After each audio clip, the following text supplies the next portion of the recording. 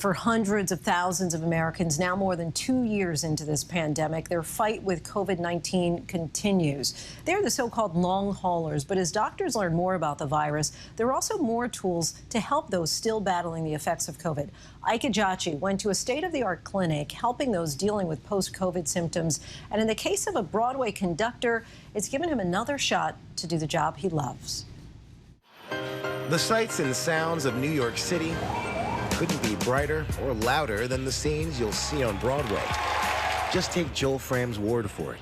Conducting is such an amazing experience. Company, lots of company, life is company. For almost 30 years, on any given night, there's a good chance you'll find him leading a full orchestra for some of the biggest plays on Broadway. I've worked on Cats, I've worked on Wicked, I'm currently conducting Company. What is wrong?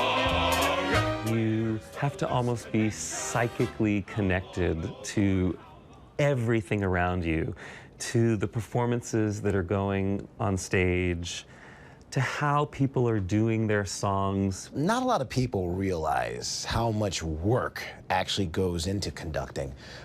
What's a typical day for you? You get to the point where it reaches the stage, and then you get really long hours. Someone is asking you to create, problem solve, make art for 12 straight hours.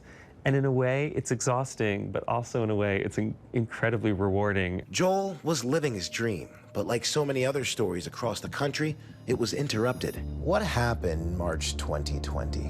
On a Wednesday, I remember at dinner feeling kind of chilled, thinking, is it cold in here?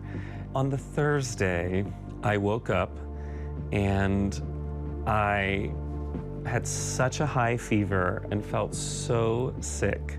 Broadway was shut down, and so was Joel, putting his return to the orchestra pit in jeopardy. He tested positive for COVID-19 and was experiencing severe symptoms. But after a few weeks, Joel recovered. Back to normal. Back to as normal as it could be, knowing that we were locked down and that there was no job to go to.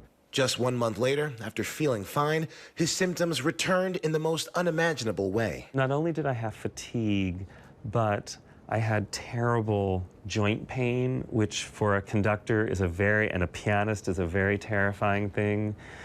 I started to get ocular migraines, so I would have this ring of pain around my left eye that would just be really debilitating. And how long do those symptoms last? Well, I'm still not completely clear of them. Joel was experiencing the beginning of his battle with long COVID, what's now known as post-acute COVID-19 syndrome, clinical symptoms that occur 4 weeks after initial COVID symptoms. While the numbers have varied, studies indicate that up to 30% of COVID-19 patients experience symptoms up to 9 months after recovering. Heart rate looks good, oxygen looks good. New York City's Mount Sinai Hospital has transformed part of its research center into the Center for Post-COVID Care. It's now been open for nearly 2 years. Dr. Jenna Tosto-Mancuso has been working with Joel since the onset of his symptoms. We are at 6 minutes, so let's take a minute here and work on your breathing. You can slow your legs if it's going past that 2 out of 10 on the exertion scale. And like at Mount Sinai, health experts from around the globe continue to uncover more about this disease. This is still a really, really mysterious condition. It really does affect every single organ system. Dr. Susan Cheng is one of the leading researchers studying post-COVID and says you can experience a range of symptoms. Right now, experts have linked more than 200 different symptoms to the condition. For some people, it is mainly pulmonary or chest pain. In other patients, it's very much neurological or neurocognitive. And in other patients, it's more GI. Dr. Cheng says doctors are still studying post-acute COVID-19 syndrome, with little-known options for treatment often affecting patients' daily lives. In the patients that have enrolled into some of our studies, we'd say probably up to half have been able to return to work. A quarter have been able to return to only part-time work, and a quarter haven't been able to return to any work. And that's months and months later. Where are we exertion-wise? So I feel like this is about a 3. Okay. And the painstaking work goes on at Mount Sinai with thousands of post-COVID patients like Joel, now 2 years into this pandemic and trying to get their lives back to normal again. It's both a mental and physical process. It's like you're teaching his heart how to work again, right? Teaching his body how to work again, which is really the most unique process. But what we've really come to realize is that a patient-centered approach that progressively introduces activity back into day-to-day life, that really targets energy conservation strategies with the goal of slowly but surely rebuilding, I think that in and of itself is the bread and butter of our rehab program. At the beginning, I was insane. I thought, this isn't working. But I just focused on breathing and lowering my heart rate.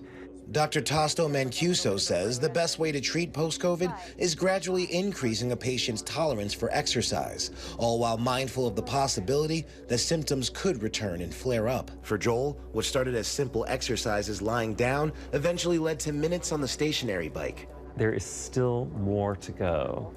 You know, I am still, for instance, at the gym at the 8-minute, 2-minute, 8-minute stage.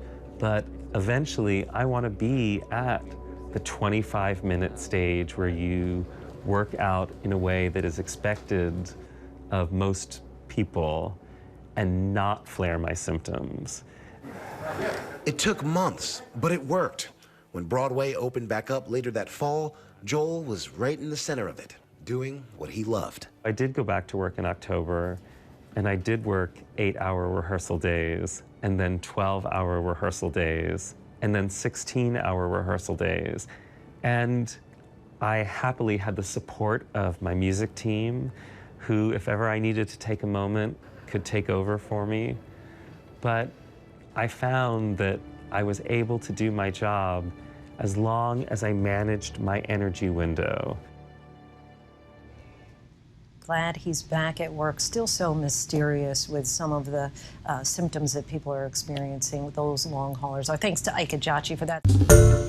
Hi, everyone. George Stephanopoulos here. Thanks for checking out the ABC News YouTube channel. If you'd like to get more videos, show highlights, and watch live event coverage, click on the right over here to subscribe to our channel. And don't forget to download the ABC News app for breaking news alerts. Thanks for watching.